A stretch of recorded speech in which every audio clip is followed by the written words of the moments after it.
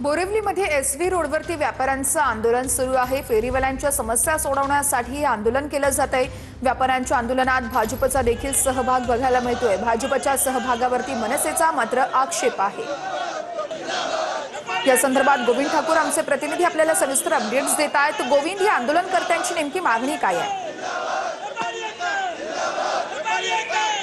मैं इस वक्त Borivali SV road railway station के सामने हूँ। आप देख सकते हैं यहाँ पे पूरा परिसर यह बंद है। व्यापारियों ने 3 घंटे के लिए आज पूरा बोरीवली को बंद रखा है। इनकी मांग है कि बोरीवली में जो ट्रैफिक की समस्या है, बोरीवली में जो गंदगी है, बोरीवली में जो भीड़ भाड़ होती है उसको कंट्रोल किया जाए। यहाँ पे कई जगहों पर बैरिकेडिंग लगाए गए हैं जो इलीगल तरीके से है, उसको हटाया जाए। जो यहाँ के फेरी वालों की समस्या उनको दूर किया जाए। तमाम मांगों के साथ में आज बोरीवली व्यापारी एसोसिएशन ने बोरीवली को बंद रखा है और इस बंद में भाजपा के नेता भी सहभागी हुए हैं। खुद यहाँ के स्थानिक आमदार संजय उपाध्याय भी आए हैं, लेकिन महाराष्ट्र नवनिर्माण सेना ने भाजपा के सहभागी होने का विरोध किया है। मनसे का कहना है कि जब सरकार भाजपा की है, सत्ता भाजपा की है, तो फिर भाजपा वालों को ही रास्ते पर उतरकर आंदोलन क्यों करना पड़ रहा है। मैं इस वक्त दिखा रहा हूँ यह रेलवे स्टेशन के सामने का एसवी रोड का यह पूरी तस्वीरें हैं जो आप देख सकते हैं। एक लाइन से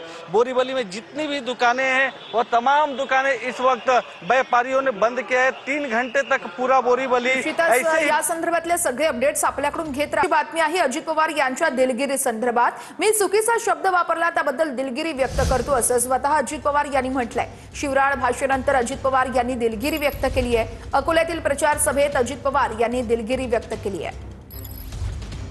मी कुठेतरी आपण काहीतरी थातुरमातुर सांगायचं ही माझी भावना नाहीये। मी शब्दाचा पक्का आहे। मी माझ्या भागामध्ये करून दाखवलं। त्यावेळेस अंबाजोगाईला येऊन सांगतोय की आपण पण तसं करा।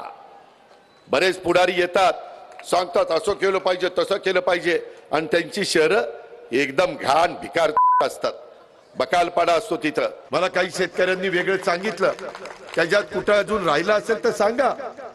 आम्ही तुमचे आम्ही ते प्रश्न सोडवण्याच्या करता बसलेलो। आपल्याला विकास साधायचा, जसा आम्ही पिंपरी चिंचवडमध्ये केला, जसा आम्ही बारामतीमध्ये केला, जसा आम्ही इतर ठिकाणी केला। वेगवेगळ्या शहरात जर बकालपणा असेल, मी त्या दिवशी चुकीचा शब्द वापरला भिकार म्हणून, तो शब्द मी वापरायला नको होता, त्याबद्दल मी दिलगिरी व्यक्त करतो। परंतु बकालपणा, शहरामध्ये बकालपणा नसला पाहिजे। बघूयात पुढची बातमी। तिजोरी ही जनतेच्या पैशांची असते, सत्ताधाऱ्यांच्या घरची नाही असं मेहबूब शेख म्हणतायत। सत्ताधाऱ्यांची मस्तवाल भाषा चुकीची आहे असंही मेहबूब शेख यांनी म्हटलेलं आहे। सत्ताधाऱ्यांनी तिजोरीमध्ये काहीच ठेवलं नाहीये असाही निशाणा शेख यांनी लगावलाय। तिजोरीच्या चाव्या एकीकडे, एक म्हणते तिजोरीच्या चाव्या माझ्याकडे, दुसरा म्हणतो मालक मी आहे। म्हणजे तिजोरी ही जनतेच्या पैशातली, ह्यांच्या काय घरचे बापदादाचे पैसे आणून हे काय देत नाहीत लोकांना। त्यामुळे मुळात ही मस्तवाल भाषा ह्यांची चुकीची आहे। तिजोरीचा मालक, तिजोरीच्या चाव्या हे संविधानाला अपेक्षित नाही। तुमच्या घरचे सातबारे विकून तुम्ही तुमच्या इथल्या ऊसा तांदूळाचे पैसे तुम्ही लोकांना देत नाहीत। हा लोकांच्या टॅक्सचा पैसा आहे, लोकांच्या घामातला पैसा आहे, आणि तुम्ही त्या तिजोरीत ठेवलंच नाही। काही तिजोरी तशी पण मोकळी करून टाकली। अहिल्यानगरमध्ये काँग्रेस जिल्हाध्यक्षाचं अपहरण करून मारहाण झाली होती आणि काँग्रेस जिल्हाध्यक्ष सचिन गुजर यांचं अपहरण करून जबर मारहाण झाल्याचं कळतंय। आमदार हेमंत ओगले, सचिन गुजर यांच्यासह कार्यकर्ते हे आता काँग्रेसचे कार्यकर्ते श्रीरामपूर पोलीस ठाण्यात पोहोचलेले आहेत आणि गुन्हा दाखल करण्याची प्रक्रिया सुरू असल्याची माहिती आहे। हिंदुत्ववादी संघटनेच्या कार्यकर्त्यांनी अपहरण करत मारहाण केल्याचा आरोप आहे आणि हा अपहरणाचा संपूर्ण थरार सीसीटीव्ही कॅमेऱ्यातही कैद झालेला आहे।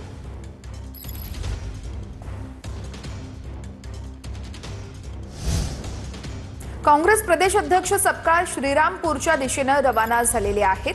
काँग्रेस जिल्हाध्यक्ष सचिन गुजर यांना अपहरण करून जबर मारहाण झाली आणि त्याच अनुषंगाने आता दुपारी सचिन गुजर यांची हर्षवर्धन सपकाळ भेट घेणार आहेत। काँग्रेस प्रदेश अध्यक्ष सपकाळ हे आता श्रीरामपूरच्या दिशेने रवाना झालेले आहेत। काँग्रेस जिल्हाध्यक्ष सचिन गुजर यांना अपहरण करून जबर मारहाण झालेली आहे। त्यांच्यावरती रुग्णालयात उपचार केले जात आहेत आणि त्याच अनुषंगाने आता सचिन गुजर यांची हर्षवर्धन सपकाळ हे भेट घेतील। 26 तारखेलाच एका मोठ्या राजकीय पक्षाच्या जिल्हाध्यक्षाचं अपहरण करणे म्हणजे काय, तर 26/11ला पाकिस्तानच्या दहशतवाद्यांनी भारतात मुंबईला हल्ला करून संविधान आम्हाला मान्य नाही आणि संविधान आम्ही या देशामध्ये ठेवणार नाही अशा प्रकारचा दहशतवाद्यांनी जो संदेश देण्याचा प्रयत्न केला होता तोच अगदी आज संविधान दिनाच्या दिवशी जर जिल्हाध्यक्षांना अपहरण करून त्यांना मारहाण केल्या जाते तर याचा अर्थ साफ आहे, भारतीय जनता पक्षाला संविधान मान्य नाही आणि संविधान मोडकळीस करून त्यांना तानाशाही हुकुमशाही आपल्या देशामध्ये आणायची आहे. बातमी आता बीडमधून आहे. धनंजय मुंडेंच्या गुंडांमुळे कुटुंब आणि साक्षीदारांच्या जीवाला धोका असं धनंजय देशमुख यांनी पोलीस अधीक्षकांना पत्र लिहिलेलं व्हायरल झालेलं आहे. धनंजय मुंडे यांनी आठवण काढल्यानंतर पत्र व्हायरल झालेलं आहे. धनंजय देशमुख यांनी जानेवारीत पत्र लिहिलं होतं.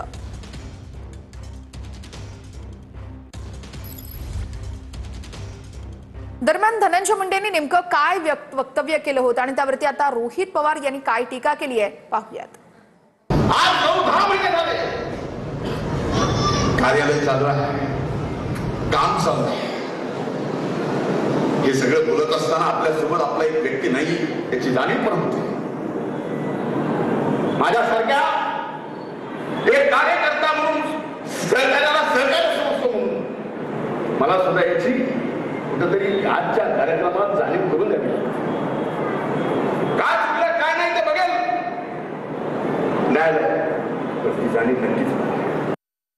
हे चुकीचंच आहे ना. एका गुंडाला जर तुम्ही पाठिंबा देत असाल ते सुद्धा जाहीर भाषणामध्ये, हे योग्य नाही. तुम्ही राजकारण करत असताना जो तुमचा कार्यकर्ता आहे आणि तो कार्यकर्ता जर गुंड असेल आणि गुंडाला तुम्ही उदो करत असाल हे कुणीही तिथं स्वीकारणार नाही. आणि हा जो वाल्मिक कराडे त्यांनी काय फक्त मराठा समाजावर अन्याय केला असा नाही, वंजारी समाजावर पण अन्याय केला, इतरही ओबीसी समाजावर अन्याय केलेला आहे. त्यामुळे हे जे गुंड प्रवृत्तीचे लोक असतात ती कोणाचीच नसतात. ते फक्त पैशाचे असतात, सत्याचे असतात आणि गुंडाशाहीचे असतात.